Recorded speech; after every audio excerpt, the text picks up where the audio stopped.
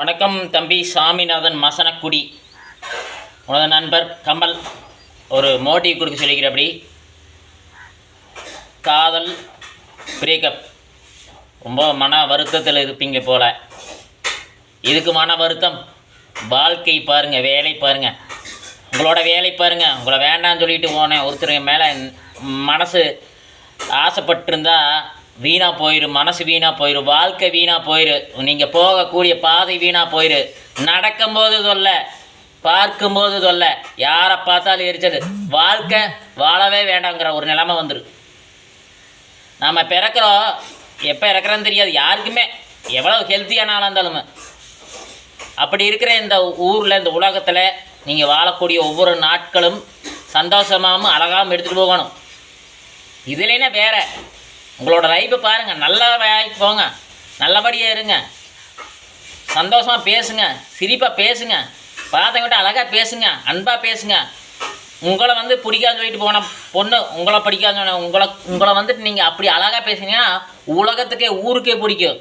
ஒரு 50 பேர்த்துக்கு பிடிக்கிற மனுஷனை நீங்கள் கரெக்டான வேலையை நீங்கள் சரியாக பார்த்துட்டு கரெக்டாக யாரையும் தேவையில்லாமல் பேசாமல் நீங்கள் போகிற பாதையில் வேலைக்கு போயிட்டு சரியாக வேலைக்கு போயிட்டு வந்தீங்கன்னா ஊருக்குள்ள 50 பேர் உங்களை பாராட்டுவாங்க. எப்படி உங்கள் ஊருக்குள்ளே 50 பேர் பாராட்டுவாங்க. எந்த பழக்கம் இல்லாமல் அந்த காதல் பழத்தை தூக்கி அக்கறை போட்டு அதனால் ஏதோ ஒரு பழக்கம் இது பழகிறாதீங்க, அதையும் தூக்கி ஓரமாக வைங்க. காதலிச்ச பையன் சில பழக்கத்துக்கு அடிட்டுமான ஒரு மாற சுற்றிட்டு இருந்தேன், இப்போ கரெக்டாக வேலைக்கு போயிட்டு வரேன், நல்லா வையா அப்படின்ட்டு ஊரில் 50 பேர் பாராட்டுவாங்க. அப்புறம் சில விஷயங்களெல்லாம் ஒரு சோசியல் ஆக்டிவிட்டியாக சின்ன சின்ன விஷயங்கள் செஞ்சீங்கன்னு வச்சுக்கோங்க, 50 பேருங்கிற 500 பேர் பாராட்டுவாங்க.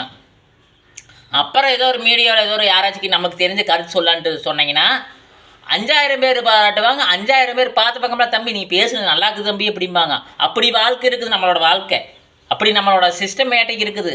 ஒவ்வொருத்தருக்குமே வீணாக போனவங்க இல்லை, வெட்டியாக போனவங்க கிடையாது. சரியா? வாழ்க்கைங்கிறது அழகு தம்பி. சரியா? அந்த அழகான வாழ்க்கையை அழகாக எடுத்துகிட்டு போ. சரியா? அது இல்லைன்னா பரவாயில்ல, ஒன்றா நீ நல்லா லைஃப்பை செட்டில் பண்ணி நல்ல வேலை பிடிச்சி நல்லா போ. உனக்கு மிகப்பெரிய வெற்றி, மிகப்பெரிய கல்யாணம் முடிஞ்சு அந்த பொண்ணை நீ கல்யாணம் முடிச்ச பொண்ணை உன்னோட ஒய்ஃபை லவ் பண்ணு, அது வேறு லெவலில் இருக்குது, ஃபீலிங்கே ஆகாத. சரியா?